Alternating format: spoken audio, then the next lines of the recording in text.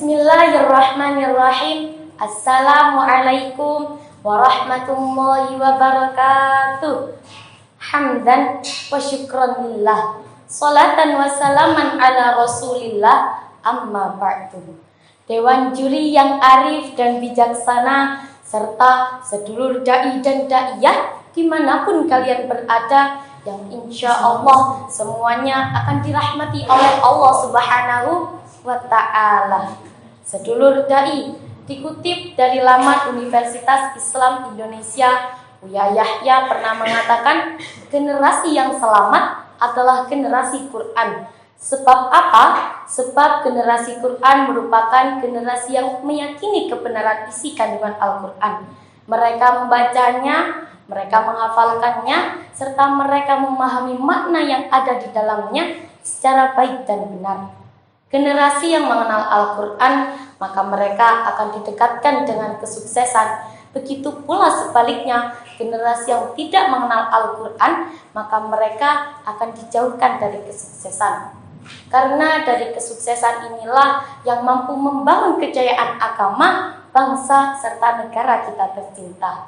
Dewan juri yang saya hormati, kejayaan suatu bangsa tentu tergantung pada generasi mudanya. Sebagaimana yang dikatakan oleh Insinyur Soekarno, seorang presiden pertama Republik Indonesia, beri aku 1000 orang tua, maka akan kucabut Semeru dari akarnya. Beri aku 10 orang pemuda, maka akan kuguncangkan dunia. Selain itu, Syekh Mustafa Al-Wulayaini dalam kitab Izzatun Nasyi'in, beliau mengatakan, kalian semua adalah pemuda zaman sekarang, pemimpin di masa yang akan datang.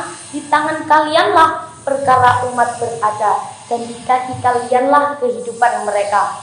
Namun sungguh sangat disayangkan hadirin, realitanya di zaman sekarang ini kekerasan yang merajalela, halal haram dihantam saja, kerusakan akhlak remaja sudah berada di mana-mana, pergaulan bebas demikian menyakiti hati kedua orang tua.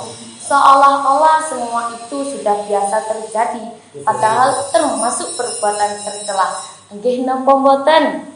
Maka dari itu hadirin, dulu pemuda sukanya membaca Al-Quran. Sekarang pemuda yang biasa kita sebut dengan kids zaman now, mereka sukanya tiktokan sambil joget-jogetan, chatting-chattingan sambil sayang-sayangan. Leres napa mboten? Maka dari itu Profesor Dr. Muhammad Quraisy Shihab, beliau mengatakan enggannya pemuda Islam dalam mempelajari dan memahami makna kandungan Al-Quran sangat memprihatinkan. Lantas muncullah sebuah pertanyaan, bagaimana caranya akan menjadi pemuda yang mampu membangun kejayaan bangsa? Sedulur da'i ada yang tahu? Dewan juri ada yang tahu? Tentu sebagai jawabannya, yang pertama adalah membaca Al-Quran. Sebagaimana Rasulullah SAW bersabda, Innal ladzi laisa fi jawfi syai'un minal Qur'an kal baitil kharib. Sesungguhnya jika di dalam mulut seseorang tidak ada Al-Quran, maka bagikan rumah yang runtuh. Maka dari itu, balighu anni walau ayah, sampaikanlah dariku walau hanya 1 ayat. Yang kedua adalah mempelajari kandungan isi Al-Quran. Di dalam Al-Quran sudah mencakup seluruh aspek kehidupan manusia. Tidak ada rujukan yang lebih tinggi daripada Al-Quran, yang hikmahnya sudah meliputi seluruh alam semesta beserta isinya, baik tersurat maupun tersirat. Jika kita gali dan kita pelajari berulang kali, maka tidak akan pernah ada habisnya. Yang ketiga adalah mengamalkan nilai-nilai kandungan Al-Quran, sebagaimana Allah Subhanahu wa ta'ala berfirman dalam surat Ali Imran ayat 104. A'udzu billahi minasy syaithanir rajim. Bismillahirrahmanirrahim. Wal takum minkum ummatun yad'una ilal khairi wa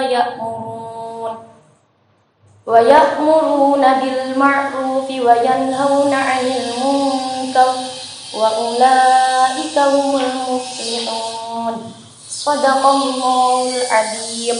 Menurut pakar ahli tafsir di Indonesia, Profesor Dr. Muhammad Quraisy-Shihab, ayat ini menjelaskan bahwa bersatu menuju kebaikan di bawah naungan Al-Quran dan Rasul-Nya adalah dengan cara menjadi umat yang menyebarkan kebaikan, baik kebaikan dunia maupun kebaikan akhirat. Oleh karena itu, sahabat dai yang saya hormati, mari kita jadi generasi Al-Quran, jangan menjadi generasi rebahan. Jangan takut jika dibilang generasi yang ketinggalan zaman, tapi takutlah jika tidak bisa membaca, mempelajari, dan mengamalkan kandungan nilai Al-Quran yang mampu membangun kejayaan bangsa kita tercinta. Mungkin hanya ini yang dapat saya sampaikan. Mohon maaf jika ada salah kata. Wabillahi taufiq wal hidayah waridha wal inayah. Wassalamualaikum warahmatullahi wabarakatuh.